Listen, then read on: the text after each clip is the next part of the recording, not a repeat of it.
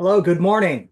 Today we Good have we have Sydney, uh, Jensen, or as she's known, Wilda, right? Or Wild morning. A. I'm around to changing my last name. We'll Um, just hyphenate it. Sydney is here with the storage manager, and Yes. she is the development director, which who knows what that means? Does that mean So, Sydney? so development director within our company, that just means I'm out there, essentially business development manager, same kind of concept. I'm out there. I work with our partner company on acquisitions, so finding those, underwriting those, and then also, looking at markets, running the facilities, kind of wearing a bunch of different hats there in the way of business development. Good, good. So today, like I said, today we have Sydney. I did want to go over some housekeeping information real quick. Um, we will have different guests every Wednesday at 11 a.m. For everybody who was going to be here, or just Cedric, because right now just Cedric's here. But come join us. Next week we have Sydney. No, this week we have Sydney. Sorry. Next week we have Jesse Smith from Boxwell. We'll have Julie LaRose the week after. She's the vice president of Self Storage Association nationwide. Bob Copper, who owns Copper Management. Stacy Maxwell, who works with On the Move. Liam Duddy and Storage Exchange and some brokers to talk about the market. Then we're going to have Jim Mooney, which everybody knows Jim Mooney. But then after that, we have Damon Emerson to talk about tenant protection from Store Suite. We have Shannon from EXP coming on. I don't want to butcher her last name, so I'm just going to call her Shannon. I think it's Carbon Now or Carbonu. Am I right? Do you know her last name? No, don't put you on the spot. We have Scott Warden the week after that from Store Suite talking about, he's going to be talking about the next generation of tenants. I find that very interesting. I'm glad he picked that topic. Dave Knobler from Marcus and Millichap, um, Lynn Sykes from Sam, and then Sydney again. So um, just wanted to put that out there so everybody knows what's coming up. If anybody has any questions or any comments, please comment in the link um, after I've posted it. Also, anybody that needs help with anything, what have you, you can email me at james@jamesmaness.com, which is up on the screen for my last name, Manes. All right. So, Sydney, thank you for let us do that. So let's talk about traditional storage versus boat and RV, which I myself have seen both because I own both, and it is a bit different. I'm excited being in the boat and RV arena right now, especially on the Gulf Coast, the Gulf of whatever. But tell us, the floor is yours. Okay, perfect. Yeah, no, we'll keep it pretty conversational. Kind of the main topics that we're going to talk about today are just the difference with the clientele that you're serving and why I say clientele instead of tenant. Just different facility requirements, operational considerations, revenue and pricing, marketing and lease up especially is kind of a really hot topic right now. I know even in traditional storage, but there's a few things that you can do different with boat and RV that make it a little bit more fun to do marketing and try to lease up those facilities. But I'll kind of just start off with talking about the clientele. I choose to say that it's clientele instead of tenant because you're catering to a specific person. With traditional storage, you're not, your target is anyone moving. It's not very specific. You're targeting all walks of life. Everyone's in there. Everyone needs storage at some point. You talk about the 3Ds, the 4Ds, however many Ds you want to say that there are: death, divorce, displacement, downsizing, all of the above just make such a huge difference in that sphere. Where with boat and RV, These are specifically people who have boats, who have RVs, who have toys that need stored, who are actively looking and need a place to put those. With the rise of HOAs across the country, Love we have, HOA. oh, No, I hate love it. HOAs. I hate They make boat and RV storage fun, so it. It we'll does. take that. I hate HOAs. But go ahead. I do too. I don't personally live in one. I would not personally choose to. I see the benefits, but I like choosing what I get to do. With the rise of those across the country, though, especially with housing being as limited as it is and development being on the slower side for that, just in the past few years, as people, downsize, move, kind of that more transient lifestyle with boat and RVs has become more well known. I mean, you can't jump on TikTok or Instagram or Facebook without seeing something about hashtag RV life, hashtag boat life, hashtag van life. There's these different things that really set these folks apart. And so your boat and RV storage customer, they're going to need more space. They're looking for specific things that make their life easier as a boat and RV owner. So they want wash stations or rinse station, depending on your area and how much liability you would want to have. Jeffrey Berger would be very proud that I said that because environmental studies, etc., when you go to sell property, because everyone will eventually. Um, Vacuums, those are extremely valuable, especially for folks with boats. They want to vacuum it out before they take it out. If there's leaves and they chose to store it uncovered, if it's open parking, even canopy, it's nice just to do a quick cleanup. Having electric on site for RVs is both a benefit and a curse because you don't want anyone trying to live on site, but folks like having a trickle charge. So just making sure to set them up for success when you rent a unit to them. We've seen a lot better. Boat washes, ice machines. Um, I've seen we have firewood. we have a I've small seen firewood, dumpster. but that was pretty limited. Yeah, we have a small dumpster. Um, we don't prefer that. That's like the same thing. It's a negative and a positive. People come back from being out on the boat all day. They don't have any place to put their trash. It's nice to just throw the little bits of trash they have in there. However, now the people that store stuff there, they go, "Hey, I remember there's a dumpster, and our dumpster's little." So, and the people that stay on our site because people actually stay there 24/7, they need a place to put their actual garbage, from their RVs that are staying on site. So it's a positive and a negative to have that on Yeah, there. Um, there's a what else? What else is there? There's we have a did you there's pros say and boat cons to wash? just about everything. Did you say What? boat wash? Yeah, boat wash versus boat rinse. Just offering that as an amenity. There's mud depending on where folks have gone. Really, just you want to pay close attention, and so I almost would say that it's a little higher maintenance than traditional storage in some ways, but it's also a little bit more relaxed because these folks come in, they park, they leave. They're there maybe on the weekend, getting it, taking it out, cleaning it, doing maintenance, whatever it may be, but then they're gone. It's not like people that are there every day or they're constantly going in and arranging things because they need something to do. Your tenant base is just very different. You're not talking to the people who want a lot of clutter. You're talking about the people that want to be out on the road and having fun. So And that just makes such a huge difference. some things that I've learned too about being owning my first boat and RV facility was lighting is very key because a lot of people and 24-hour access because a lot of people show up 4 o'clock in the morning because they're going out, especially we're down at the coast, the Gulf Coast. They show up, way early in the morning to grab their boat so that by, the crack of dawn, they're out on the water already. So, lighting, ease of access, we use Spider Door for there. So everybody has their own separate code, camera Absolutely security.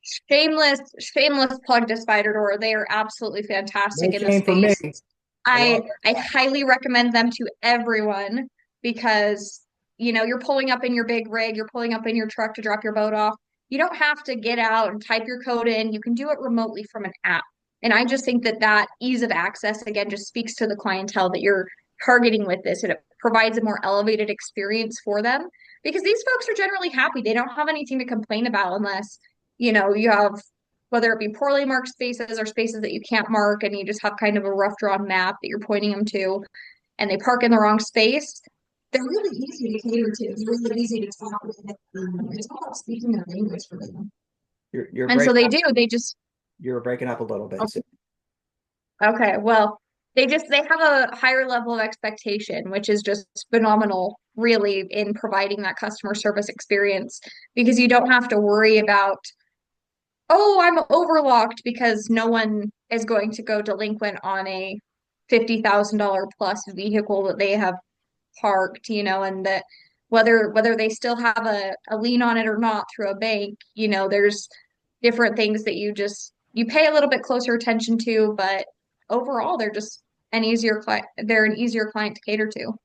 What I did notice too in the boat and RV area is obviously drive aisle space. So that's why when you were saying 5, 7, 10 acres of land, drive aisle space, especially if they have enclosed units, that the drive aisle space has to be wide enough for them to back in a 40-foot trailer with a truck, So you're talking, it's probably, I don't know the quote, you probably do. Our aisleways are probably 60, 65 feet wide. So it's very important. That's preferred. I've seen them as small as 45. I believe that according to the Toy Storage Nation website, they say it needs to be at least 50 feet in order for it to be considered a Class A property when you're catering to these clients, which unfortunately it does. It takes away your net rentable square footage.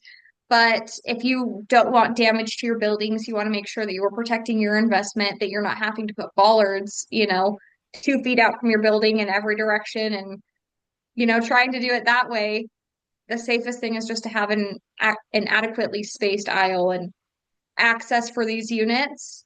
So important. Just because they have that magical little piece of paper that says that they own a boat or they own an RV and that they have insurance on it does not mean they know how to drive it. Correct. Um, Up Correct. until last year, I've owned a 16-foot trailer. Did I drive it? No. Would Right. I even try? No. Right. But if you had to and back it in, I've seen it. I was down at the I was down at the our property over the summer, which I don't recommend going down to the coast unless you like to be hot and sweaty the whole time you're there during July. But anyway, but I recommend everybody go and use my facility. But I was down there and there was a lady there who came in and said her husband had to go to work and he told her to drop the trailer off. She could pull it in, but she couldn't back it up. So I said, well, honestly, I said, I own the property. I'm not doing it, because if I back it up and hit my building, well, I hit my building. Now I'm responsible for her RV, and for my building. And Um, I mean, we're asking a blind guy to do this. I well, mean, that's different. She didn't realize that long, so that's oh, Cedric, I'm severely visually impaired. If you didn't know that, so yeah, ask a blind guy to I back up. promise that was from a place of love. Yes, it always is. Although I still remember how to do it, and I probably could do it. I would have a bunch of spotters, of course. But at that point, it's easier just have somebody else do it. So I told her the next person that comes in that has a trailer, she's more than welcome to ask them. If not, she could park it in the drive-through spot, and I'll change I'll send her to the office and have somebody um, change the contract, and she can park it in there. So that's another thing too. You got to keep available. You have back end spots that are open. You have pull through spots that are open. You have enclosed spots. You have covered parking. Like there's all different types. We actually took a lot of our cover parking and closed it because of the salt and stuff down at the coast. Yeah. It was very important for our clients to have a place that they can close the door on it and keep it pretty much salt free, weather free. I mean, it's never, it's not hermetically sealed. So even our bigger buildings that have the big 14-foot doors on it and everything, the enclosed units, they're not climate controlled or anything. And, you're gonna get you're gonna get salt and stuff on it, especially, well, it depends on where you are down there. But Well, and that's another thing to consider too, when you're talking about these, you're protecting someone's baby, their toy that they worked so hard to have. And so when you're actively speaking to that client and you're speaking their language, you're creating that rapport so they do want to store with you. You're, let's just say Joe Schmo has a 30-foot travel trailer, and he's got it attached to his truck and he's so excited and so proud of it. And you have different options at your facility, whether it be open, canopy, or closed, and you're talking through those different options. You're breaking Like up. you have this beautiful, you have my back. You're back now, but Okay. as You you have this beautiful travel trailer. You don't want it to be delaminated, which is what happens when it sits in the sun for too long. So you want to be able to talk them through that process. If they have tires and they're going to be gone, 6 months out of the year. Hey, you're probably going to want to look at something enclosed. It's going to be a little bit softer on your tires. You're less exposed to the elements there. You're just going to have a little bit more stability with having that internal environment. And so just being able to talk them through their options and set them up with those options through open, canopy, enclosed, and empowering them to make that decision based off of your knowledge as well is an incredibly powerful thing as an operator to give to that customer. so what do you see as like operationally the kind of difference between running a facility like that and some storage, regular standard storage? Yeah, so boat and RV, obviously, other than just the higher price value, it's and the happier tenants, you're really looking at what services they want, right? Operationally, they want a clean space. They want to know that it's available to them. They want options. And with traditional storage, they don't know what they want. They don't know how much stuff they're gonna be parking or putting in there. They're storing grandma's doilies, their grandparents' furniture, their childhood mementos, their, all of the little things that really, as we as operators know, they're storing because they don't want to let go of it, whatever it may be. They're going to be there for a long time. They don't want to move it. Boat and Important. RV, yes, important things. Boat and RV, this is important to them. They are paying attention to it. They are paying attention to the kind of experience they have.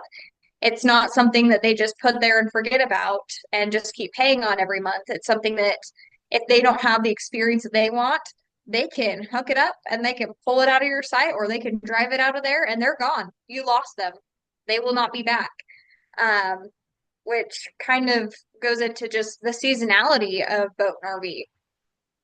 You have your summer season and your winter season up north. Those are going to be a lot stronger than they are in the south.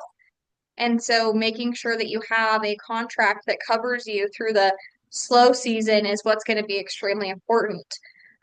We've seen it with facilities in the north. They just naturally, their occupancy declines, especially if it's open parking during the winter, because folks want to go somewhere covered for that time. And so knowing, hey, if I do a year-long lease, they're in there for a year, their rate won't change for a year, so making sure to set your rates accordingly that you can do that and operate that way. But for their contract renews for the next year, then they're going to have a rate increase in order to renew for that space. So what do you see as like a issues with like liability insurance, if there's any issues, or what do you see as an expectation for the boat and RV storage versus a standard to Boat just and RV, I would love to have said that, hey, yeah, we can absolutely, demand that these guys purchase our tenant protection because it will cover their catalytic converters or, any damage that happens on site or could cover most, if not all of their deductible. These are all really strong selling points for it. But with traditional storage, it's easier. They're not going to go check into their renter's insurance. It's easier for them to just say, yes, I want protection. You mandate that they have it. But boat and RV, they typically have insurance on it. We required at all of our facilities that they do maintain active registration and active insurance on the item that they are storing, just so one, we know that it's covered, two, reduces our liability, and three, just shows again the value of what they are choosing to store. right. So I recommend that everybody joins their local state self-storage association. for all that information that's needed for anything as far as contracts, stuff like that, even general questions. I'm on the New Jersey Self Storage Association board, and I don't have any properties in New Jersey. I live in New Jersey, but I don't have any properties in New Jersey. But it's very interesting to see the difference between different states. So I recommend that to everybody that's either new or been doing it a while, because I see a lot of questions on the different groups that are asking questions like, do I need to have them supply an insurance? Or what if they say they have insurance? Like, these are questions you don't want to really ask a group of Facebookers, because you have the people who know what they're talking about. They're the ones that are going to say, contact your state. And then you have the people that have opinions, which is okay. You can have your opinion, but and right, freedom of speech, love it. There's a reason that the state associations exist. They're there to protect you, they're there to protect your property. And lately, just with so many people coming into this space, which we love, we're glad that the education is out there. It also makes it extremely difficult because we are going to see more regulations come into this space if we do not abide by those state policies that we have all lobbied for, that we have successfully passed, and the things that the National Association has put forth for us. Like, these are extremely valuable resources, and to make sure you're utilizing them is just completely paramount in your facility success, your facility performing as it should, and really your facility being safe and What I like following the guidelines that we've set. what I like most about being part of the organization of self-storage for, say, Texas, because I'm part of Texas, because I own a lot of properties there, but they have a lawyer. I don't have to have my own lawyer. Like, I can ask the question to them, and they probably already have the answer, one. And two, they have a lawyer. They know the law. So to me, and I'm getting a little bit off track and I apologize, but to me, being part of those organizations is especially after you own it. But prior to owning, if you think, for example, Cedric's going to be buying properties, and let's say he buys in Pennsylvania, well, before you even buy a property in Pennsylvania, get the free education that the Pennsylvania Self-Storage Association offers, and is it worth the $275, $400, whatever the different states require? Absolutely, because it's for a year, and you get to, all the things that they're involved in. They invite you to. It comes with networking. It comes with all these different things. And I'm sorry, I know I sidetracked off to the self-storage group, but You're absolutely into the fine. but the reason I do that is because I see so many people when you're talking about insurance, oh, do I need to require this for my tenant, for my client, however you want to word it? And you see the answers that come back. Well, I don't. Okay, well, just because you don't doesn't mean I don't have to or I shouldn't. So it's very important to make sure that people join those groups.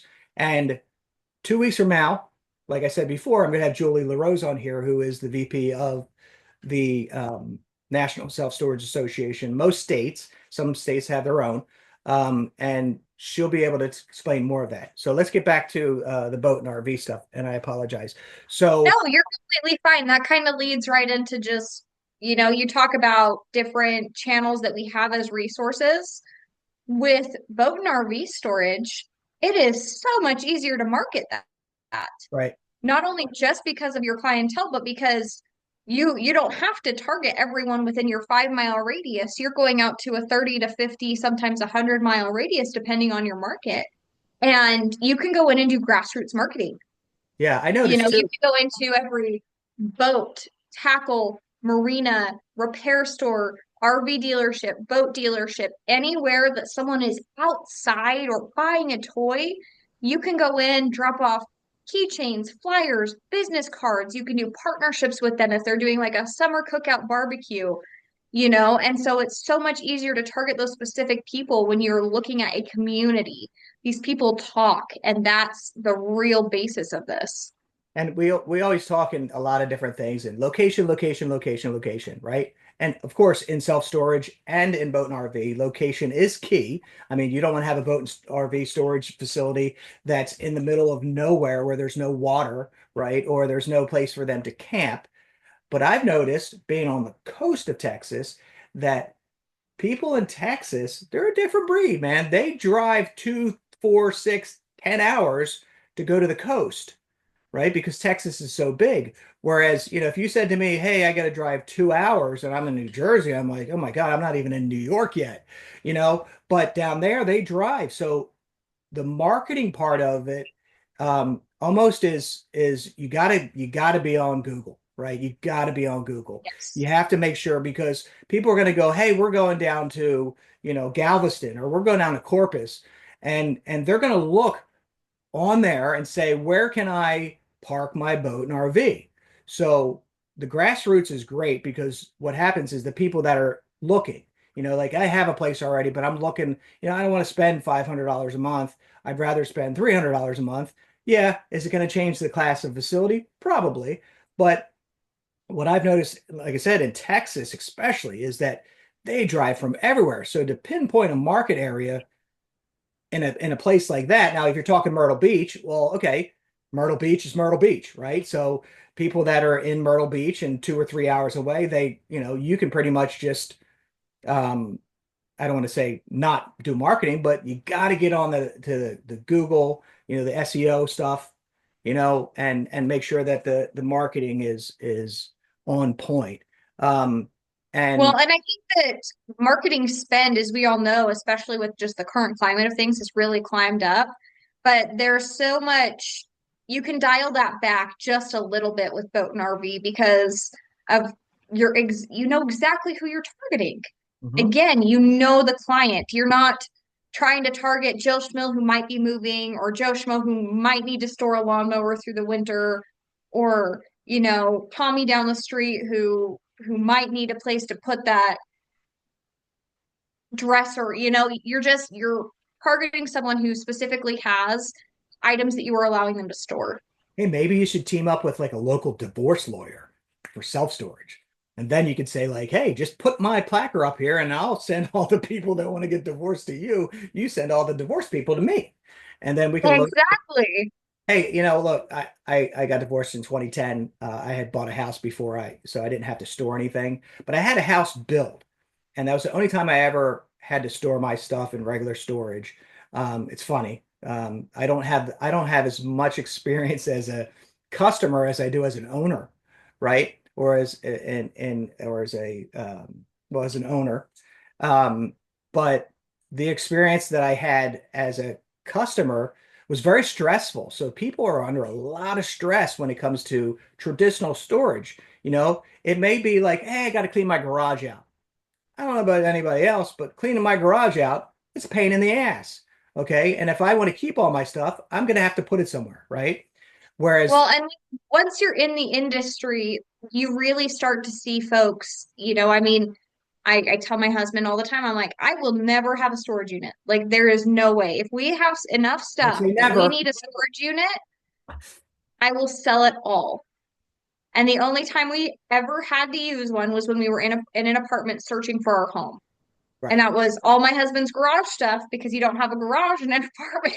And so it was his right, tools and his toys. right. But now we're looking at making a move south in the next little bit.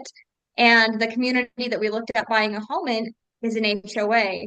However, right now we have our trailer that stores, our dirt bike, our four-wheeler, some of our outside toys in it. And we can't Oh have my, that there. And so for once, it's like, okay, now I have to think of myself as a customer. What am I going to look for in this facility? Because I just need a place to park the dang trailer. Like, it's fully enclosed. It's the house for the toys, right? But that's what once you that's have what that and happens you when you live have to out in the look at that, sticks. I know. But once you put yourself in that mindset of trying to do these things, it really just changes your perspective because now I'm like, okay, well, if I have to store in this area, what am I looking at? What am I looking for? First, I'm going to look for my friends in the industry that might be in that area. Then I'll look elsewhere. But I know that I need storage just for that. I know, like I am someone's exact target market with all the homes being built for that community. Build a boat and RV storage facility right next door, it would take off like wildfire because you have the built-in clientele. And so once you know how to target those folks, you're naturally setting yourself up for success. So let's since we don't have a whole lot of crowd and audience today, Cedric, do you have any questions that we can talk about? Any topics that we may not have covered or would like you'd like to cover? Um, Feel free to join in. Like at this point, we're just having a conversation, really.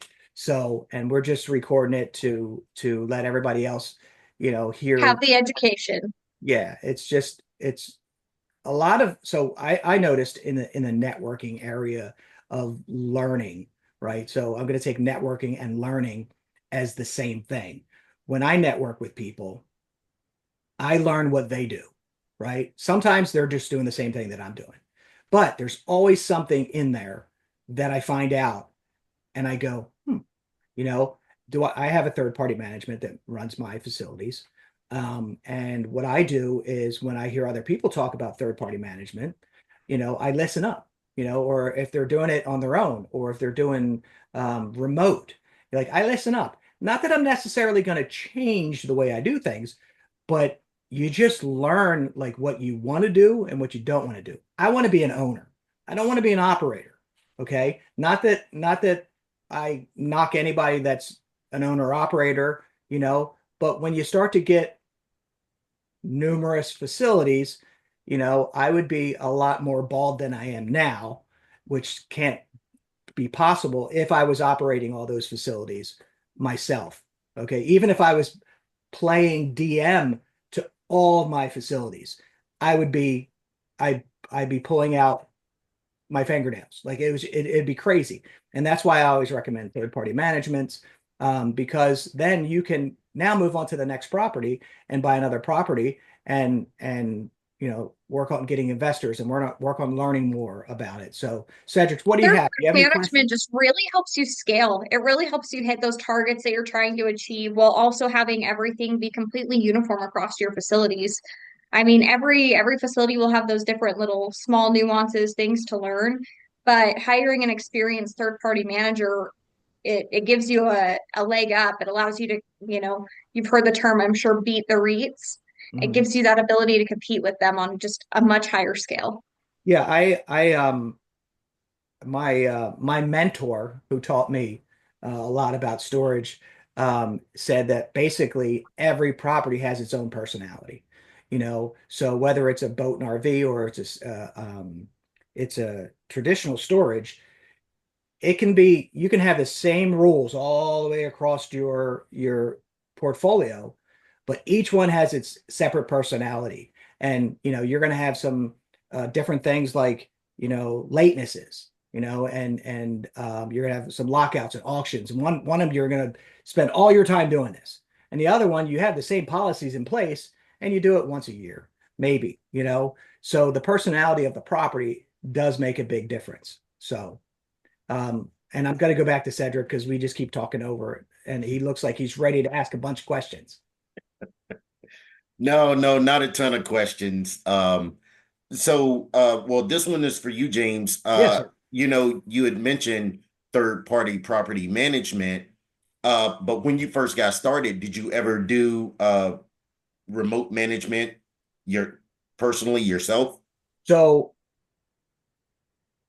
let me say that my first property, we tried to implement remote management without having a person on site. Now, being that it was in a tertiary market, and the clientele wasn't very techy or even uh I don't know how to explain the clientele. It's in the woods of South Carolina. Like, the people they just wanted to go in and, talk to somebody and say, here's my money, and just go. It failed miserably. Okay. So we actually had to, my partner and I at the time had to bring in some help, which my brother actually owns a third-party management company. So I said, hey, let's get it running. So we've owned this property for over 2 years now, and we're still digging out from that remote management in that area. Not saying it doesn't work, because Okay. it does work, depending on where it is. But I also think that people buy from people. People, like to talk to a person. Now, I think putting people in place is key. It's more expensive, obviously, because you got to pay somebody to be there. But even if you had a part-timer, okay, and you put on the door, hey, I have a part-timer that works Monday, Wednesday, Saturday. Let's skip Friday. Let's put them on Saturday so that when people are off of work, they can do it, right? And maybe the person works 12 o'clock to 7 o'clock in the evening on Monday, Wednesday, and then all day Saturday, 9 to 5 or whatever, right? At least that little bit of a person being on site comes in key to being able to have that conversation, like come in and say, hey, I've been trying to pay, but blah isn't happening. Like my credit card keeps getting kicked back. If you don't do that, somebody has to do it in the background, right? There's going to be a call center, there's going to be whatever it is, there's going to be something in the background that has to handle all that stuff. So remote management doesn't necessarily mean absent management, because somebody has to do it. So if you put in Well, remote and management, good. yeah, and that's how we do everything. So technically we do all remote management. We do have managers on site at some of our locations because that is just what they called for. That is something that we chose to keep in place because it was better for those facilities. And so again, it's remote isn't impossible. It's something that just has to be done correctly in the right way. Either way, you're going to have someone on site doing your maintenance a couple times a week, making sure to, turn over units, make sure the mowing's done, the weeds are kept up on, all of that stuff. But Right. with all the automation and technology we're getting, cameras, gates, electronic locks, all of these different systems really work together. So remotely, you can have that comprehensive view of a facility. But also, you got to think of it like this too. If you buy a facility that's already set up for having a manager on site, you're either going to spend the money as you go, or you're going to have to spend the money up front, right? So you're going to have to convert that property over. And if you have 150 doors, 500 doors, whatever it may be, you're going to have to spend that money up front for all the smart locks, for all the cameras or whatever. If it's just a traditional old school mom and pop shop that you buy, and sometimes it may be easier if the facility's big enough and it warrants it, that you just plop an office on the site or build an office on the site, and you pay somebody $15 an hour to work there 3 or 4 days a week, and have them do the overlocks, have them do the trash pickup, and then I don't know if necessarily they're going to mow and stuff, but I mean, in my facility down in Rockport, we had a guy that lived on site that mowed the grass for us.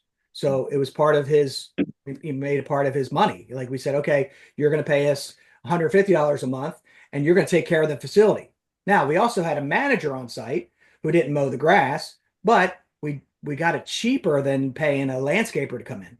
Okay. So each facility, they all have their own personality. So you're going to be able to tell while you're underwriting the property, do I have the money up front to make this a remote managed property? Do I have the money up front to make it a manned property? And am I going to make enough money along the way to pay a salary? Because like I hired a third party management company. We pay the salary, but they pay the employee. So the employee is not mine, but I'm still responsible for that employee's salary. So if the property is not making the money that it needs to pay all of its bills, it's an extra expense. So, there's an extra expense no matter which way you look at it.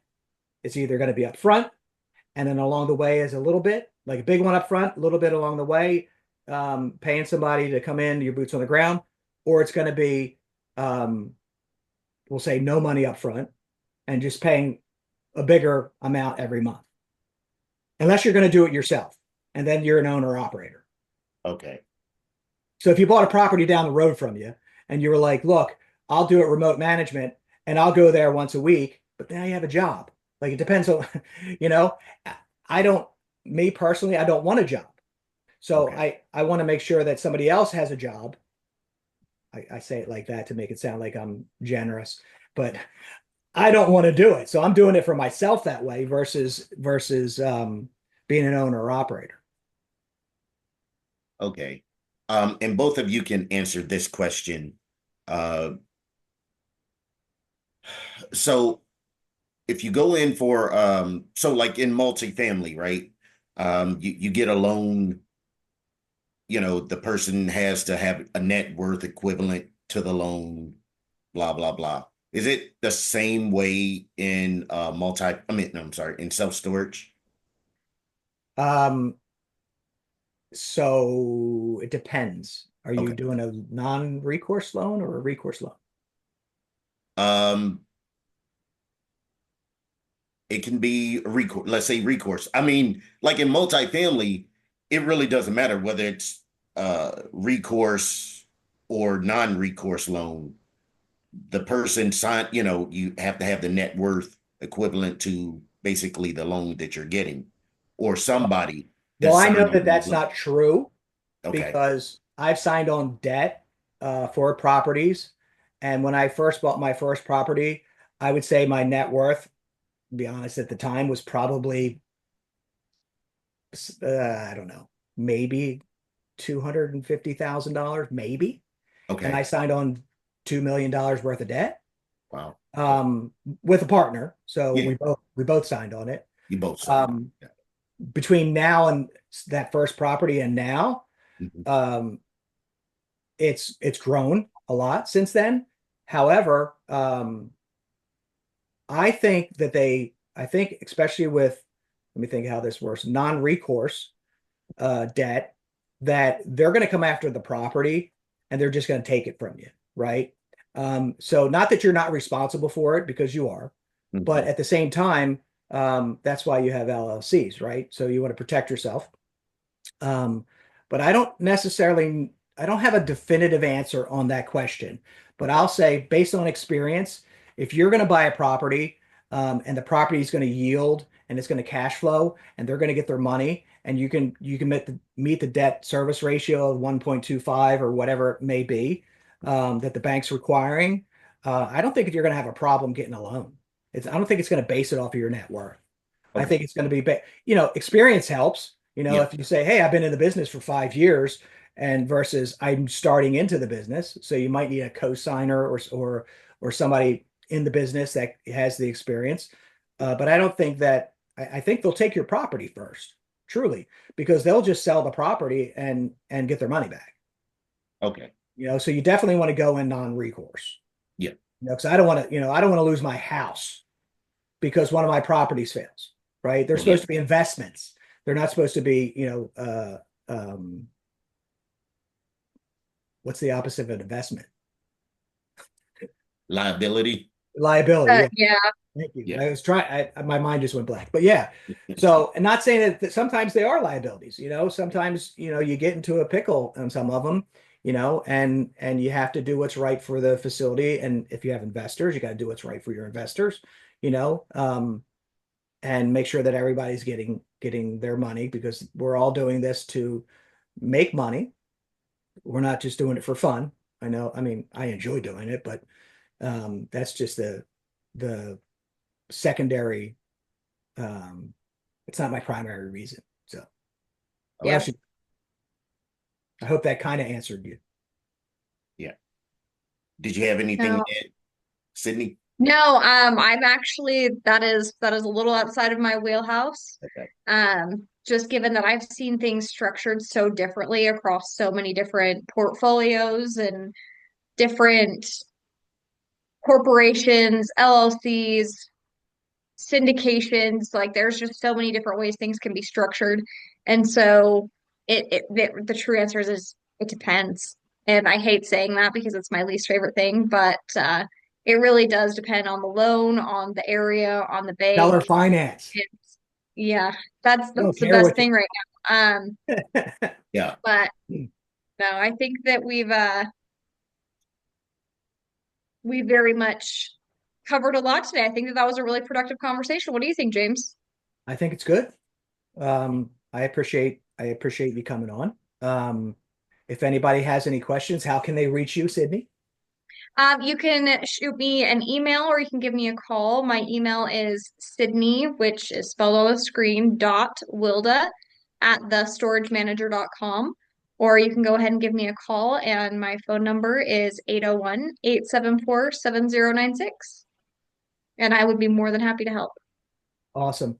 Um, Same here. If anybody has any questions, my email address is james@jamesmanus.com up on the screen. And my phone number is 856-975-0875. That's my business number, not my cell. Although it comes to my cell, but it's my business number. And you can reach out to me. Cedric, if you have any more you want to discuss or anything, we can get on a call whenever you want. Okay. Where you at in Philly? Southwest Philly. Okay, so you're right across the bridge. Yeah, All definitely. right, so I'm gonna hold on. I'm gonna exit out of the recording. Thanks everybody for watching when you do watch, and I'll post this shortly.